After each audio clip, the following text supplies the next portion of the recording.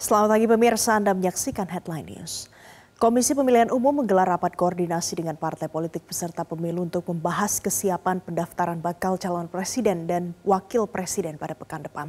Informasi selengkapnya kita bergabung dengan jurnalis Metro TV Valeri Budianto langsung dari Grand Melia, Jakarta Selatan. Selamat pagi Valeri. Valeri, pukul berapa rapat koordinasi akan digelar hari ini? Ya, Valen, rencananya rapat koordinasi antara KPU dan juga partai politik peserta pemilu akan dilangsungkan pada pukul 13 waktu Indonesia Barat, sekitar 3 jam dari sekarang.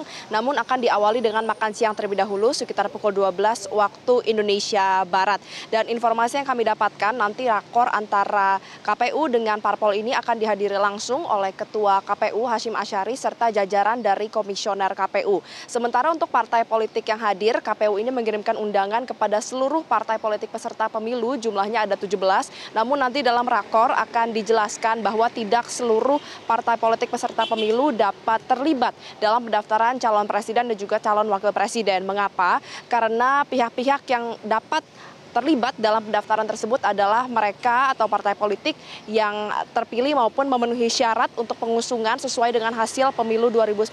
Kalau kita melihat dari hasil pemilu 2019, total ada 9 partai politik yang berhak untuk melakukan pendaftaran di Pilpres 2024 mendatang, yaitu mereka yang sudah memenuhi syarat, baik itu syarat ambang batas presidential threshold 20%, sementara 8 partai lainnya adalah mereka yang memenuhi atau mendapatkan suara di DPR sebanyak 25%, yang nantinya dalam pengusungan mereka akan saling bergabung atau bergabung dalam partai koalisi. Informasi yang kami dapatkan dari Komisioner KPU Hidam Holik, untuk agenda siang hari nanti rencananya akan ada 2 agenda utama. Yang pertama adalah KPU akan memaparkan terkait dengan regulasi dari pendaftaran calon presiden dan juga calon wakil presiden.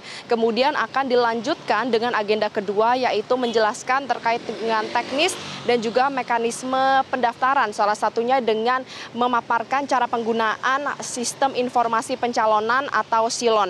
Terkait dengan agenda pertama, pemaparan regulasi ini menjadi sangat penting karena partai politik yang berhak untuk mengusung atau terlibat dalam pendaftaran capres-cawapres harus mengetahui syarat-syarat apa saja yang harus diperhatikan sebelum mendaftarkan calon presiden dan juga calon wakil presiden. Sejumlah syarat yang harus diperhatikan misalnya terkait batas usia dari paslon, kemudian warga negara dari paslon, apakah paslon ini sudah didaftarkan atau dicalonkan dalam pemilihan anggota DPR, DPD, dan juga DPRD. Kemudian parpol ini juga harus memastikan apakah paslon yang nantinya akan didaftarkan ini sudah pernah terpilih sebagai presiden maupun wakil presiden selama 2 kali masa jabatan di jabatan yang sama. Masih ada sejumlah syarat-syarat lainnya, dan apabila ada syarat-syarat yang tidak terpenuhi akan membuat capres dan juga cawapres ini tidak dapat didaftarkan dalam paslon 2024. Sementara untuk agenda kedua juga penting karena nanti akan dipaparkan terkait dengan bagaimana cara penggunaan sistem informasi pencalonan SILON agar